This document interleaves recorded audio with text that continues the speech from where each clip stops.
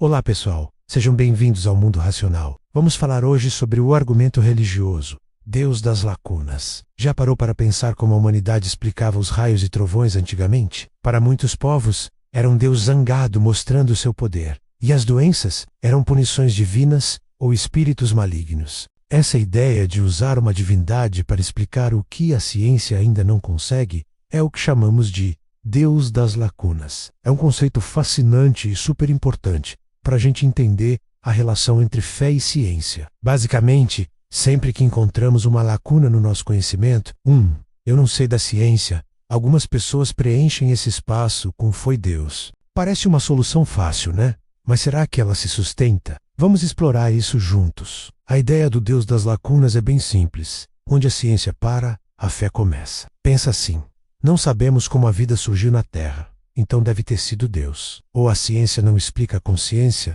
então é algo divino. Esse argumento é conhecido como apelo à ignorância, ou seja, a falta de uma explicação natural é usada como evidência para uma explicação sobrenatural. O problema é que a história da ciência é uma história de preenchimento de lacunas. O que era um mistério ontem, hoje tem uma explicação científica. Lembra dos raios e trovões? Hoje sabemos que são descargas elétricas na atmosfera. As doenças? Descobrimos os micro-organismos, como vírus e bactérias. A cada avanço científico, o espoco para, o Deus das lacunas diminui. O Deus que antes explicava o clima, as colheitas e a saúde, foi aos poucos sendo empurrado para mistérios cada vez mais complexos e distantes, como a origem do universo. Por isso, muitos críticos, tanto cientistas quanto teólogos, veem esse argumento como problemático. Ele coloca a fé em uma posição frágil, sempre em retirada diante do avanço do conhecimento. Vamos pegar um exemplo prático. As doenças, durante séculos, a epilepsia foi vista como possessão demoníaca. As pessoas rezavam por uma cura divina. Hodge, a neurologia explica a epilepsia como uma atividade elétrica anormal no cérebro.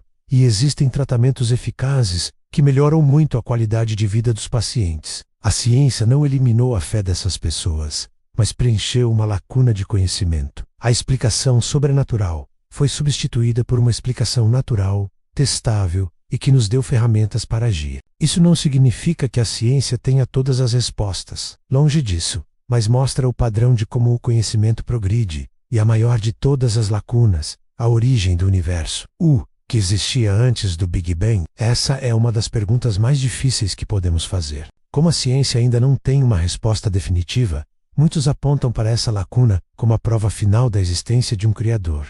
É o último refúgio do Deus das lacunas. No entanto, físicos teóricos como Stephen Hawking já propuseram modelos em que o universo poderia ter surgido espontaneamente a partir das leis da física, sem a necessidade de um evento criador inicial. Essas ideias ainda são especulativas, claro, mas mostram que a ciência continua trabalhando para entender até mesmo essa questão fundamental. No final das contas, o Deus das lacunas nos ensina uma lição importante sobre a humildade. Tanto a ciência quanto a fé podem coexistir, mas talvez não como rivais disputando o mesmo território. Muitos cientistas são religiosos e não veem conflito entre seu trabalho e sua crença. Para eles, a ciência é a ferramenta para entender como o universo funciona, enquanto a fé aborda questões de porquê, de propósito e de significado. Usar Deus como uma resposta provisória para o que não sabemos pode, na verdade, diminuir a grandiosidade tanto da busca científica quanto da própria fé.